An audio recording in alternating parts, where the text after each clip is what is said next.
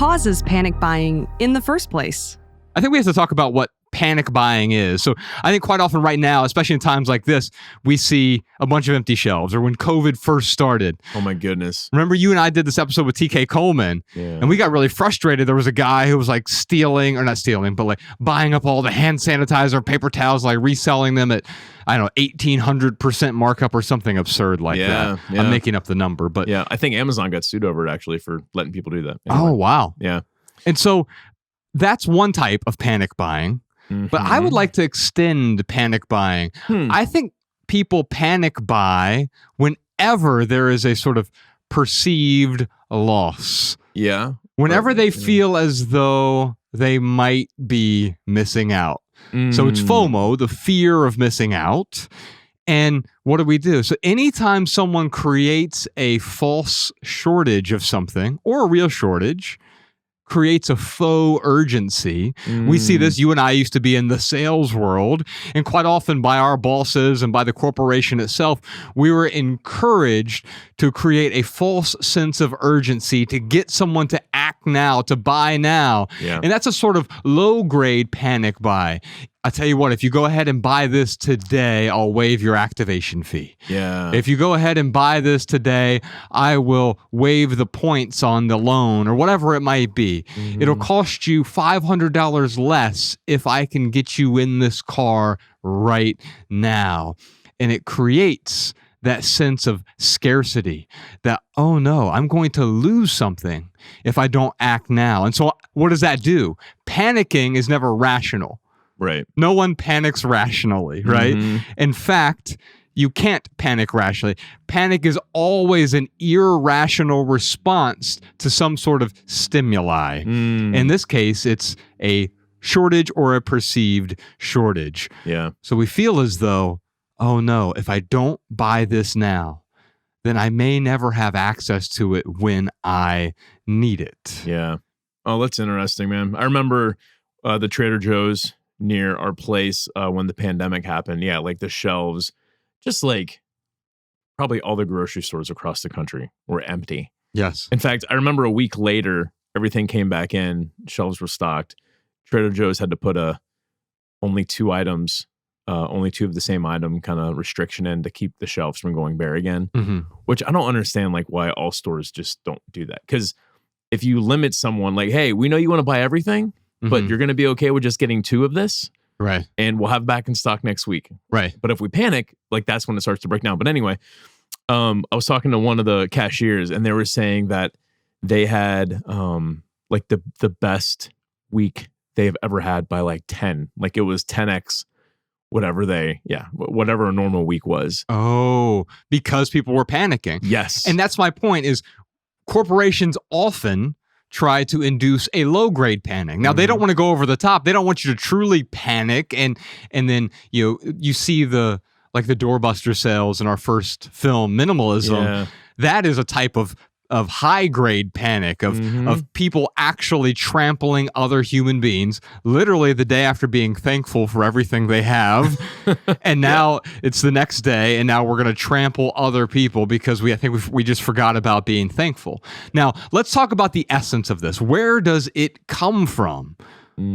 It's about the fear of missing out. Well, there's only one way to combat the fear of missing out, and that is to understand what enough truly is. Yeah. Now, you and I, Ryan, we have this, we call it the no junk rule, and it's in our minimalist rule book, 16 Rules for Living with Less. You can download it for free on our website. It's theminimalists.com/rulebook. Yeah. It's also in our book. Yeah. All those rules. Yeah, we put all 16 of them in Love People Use Things. And so, but you can download those for free. And one of those rules is the no junk rule. And basically, everything you own can fit in one of three piles. It's either essential, it's non-essential, or it's junk. Now, when you see those Black Friday sales, quite often we're trampling each other for junk. Yeah. At best, we're trampling other people for non-essentials, things that might add value to our lives, but they aren't truly essential, and we can get by without them, right? Yeah. Now, we panic quite often because of what? We think that we don't have enough of the essentials, but that's because quite often we're treating these non-essentials or even these junk items as though they are essential. And so we never stop to ask that question. What is enough? How much is enough food? What's going to happen if I run out of paper towels? What's going to happen if I run out of pasta? What's going to happen if I run out of rice or I run out of meat or whatever it is? What is going to happen in these scenarios? Am I going to starve to death? If the answer to that is yes, then it's probably an essential for you, right? But if you run out of detergent one week, you're still going to be fine. Yeah. And recognizing that you're going to be fine is the way to deal with that fear, that anxiety, that fear of missing out, because realizing like, A, I'm probably not missing out at all. Right. But B, even if I am missing out, I'm missing out on non-essentials, or maybe I'm missing out on junk that I don't need in the first place. Yeah. The toilet paper shortage, that really cracked me out, man, because you literally have a bath in the room where your toilet is. Like, toilet paper, don't get me wrong, like I still view it as an essential, but there are very, very easy substitutes for that. Yes. And the fact that people were panic buying, it just kind of blew my mind, man. And so I think panic buying is one instance of why some of these supply chain shortages are there. There are several other reasons right now that we see these empty shelves. And we're going to talk more about that on the Maximal episode this week. But I think part of it has to do with also the people who work at a lot of these stores. If a bunch of people get sick at once, the coffee shop across the street, I was just talking to them about this. There's a Blue Bottle Coffee across the street. And I was there yesterday and I was just like, hey, thank you guys for being here. You know, Happy New Year, et cetera, et cetera. And just grateful that you're here. And they said that they had to close 11 of their stores because of illness outbreaks, whether it was COVID or something else. So enough people were sick, they just could not staff the stores. Well, if you have the people who stock the shelves or anywhere else in the supply chain, the truck drivers, the delivery people, if it breaks down anywhere in that sequence, all the way to the cashier or the person who's bagging your groceries, if one or two of those links is missing, all of a sudden the whole supply chain is interrupted. Yeah, that's something I really noticed during this pandemic, is how easily the supply chain breaks down. And we take a lot of things for granted, even truck drivers. Like, you know, I think about being on the highway and, you know, the truckers, they're always going slow in the slow lane, or like they're next to each other. Like, you know, I would find myself getting irritated at truckers. Yes. And that has changed, but that now I look at them like, oh, like, yes, I'll give you some of the road. I'll do whatever I can. Like, without the truck drivers, we don't have the supply chain. Yes. You know where this panic buying comes from too, man? The majority of it? What's that? The news. Because I can't tell you how many times I've seen over the last 2 years, the news will say something like, oh, there's going to be a gas shortage. And then all of a sudden there's a gas shortage because people are buying it because the news said there was going to be a shortage. Same thing with like it's self-fulfilling prophecy in a way. Exactly. Yeah. So yeah, it's kind of irritating, but like it's almost irresponsible of the media to cause this panic buying. Yeah, it's self-fulfilling prophecy. So that's why I don't watch the news anymore. Yeah, well, and I think you're bringing up a great point. In fact, even if there are supply chain issues and there's panic buying without the media panic, you're adding fuel to an existing fire. Right. And so there are actual supply chain issues. And when someone shows up at the store, I noticed this last summer, we were in Tennessee and there had been several supply chain issues there. You and I were down there with Dave Ramsey and we were doing some stuff.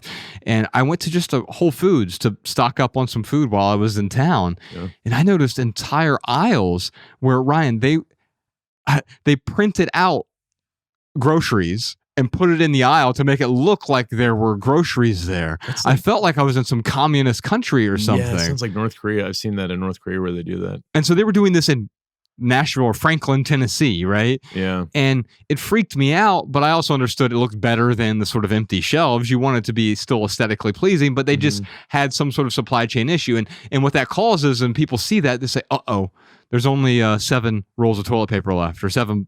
I might as well just go ahead and get all of them now because this is all that's left. Yeah. And so it starts the panic buying, which now there's this small conflagration.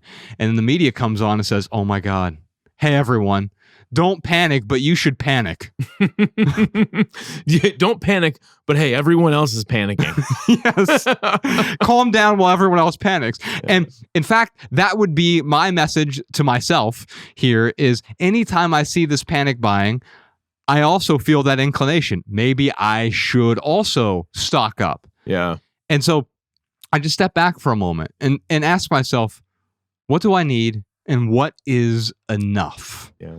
And if I can answer that with respect to any individual item, but then also answer it more broadly, do I actually have enough? And if the answer is no, then what do I need to get there? Yeah. Usually to get to enough, we already have too much, and it's about subtraction. Yeah. In these times where there are shortages, you may not have enough of something. And the question then is there a substitute, or can I go without for a period of time? Yep. Yeah. So did you see anything during the pandemic thus far in a grocery store, anywhere where you were checking out and you saw like someone panic buying a certain something? Yes, and Like- it's staggering the things. Yeah. So what was it for you? Well, obviously we know about the paper towels, toilet paper, all that stuff, Yeah. right?